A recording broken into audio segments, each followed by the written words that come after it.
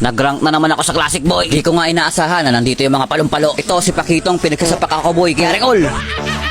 Ayan o, nakaabang si Tong Tong Tong Tong Pakitong Kitong. Ang kulit mo boy ha. Ikaw. Hala, dito mama. Alam nyo ba kung bakit ganyan yan ka-agresibo? Kasi meron niyang resibo, wala na micro. Natipi pa, meron naman talaga siyang ipagmamalaki boy eh. Bukod sa hindi niya main hero yung gamit niya. At kaya naman pala matapang to, nagtawag ba naman ng kasama. Bugbog Berna ang binira kaya no choice recall. Tapos, wala daw akong bawi.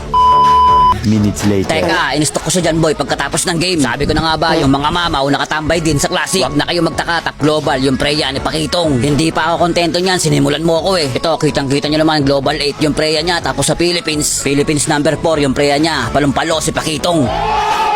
At dahil binugbog niya ako, nakipag-soft ba naman siya sa MM, si Beyat Log pa, hindi naman tatagal sa akin to boy eh.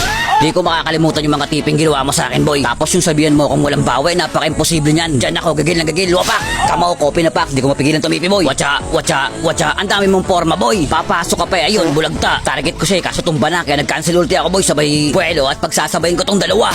And another, wapak. Ano, lalapit ka, magigit tatlo kayo boy. Sabay bumoses na naman, may gustong patunayan, wag daw siya. Eh di wag ka na, ang gawin mo, iligtas mo to boy kung aabutan mo pa, tingnan mo, wapak. Hala, nawala, napapalakas yata, ano, hahabol ka. Akala mo ba tatakbo ko at papalampasin ko yung mga sinabi mo sa akin? Hindi. Diyan ka nagkakamali. Teka, buwelo. Ang sarap mong birahin eh, kanina ka pa eh, no? Tuwing lilipad ako, lagi siyang nasa pak, kasabitin. Hayabutaw, may naalala ka ba? Pinagtulungan niyo ako kanina, di ba? Oops, teka, may sumilip si Beyatlog boy, pagsapak ko, nadodge pa. Eto kaya, tapos pinagsapak na ako ng Pakitong boy, pero yung totoo, may tinatago tong kaba. Tingnan niyo naman boy, umiiwas oh. Pero hindi, nag-flicker punch pala, tinamaan ang tae. Mga ngamoy ka ngayon boy.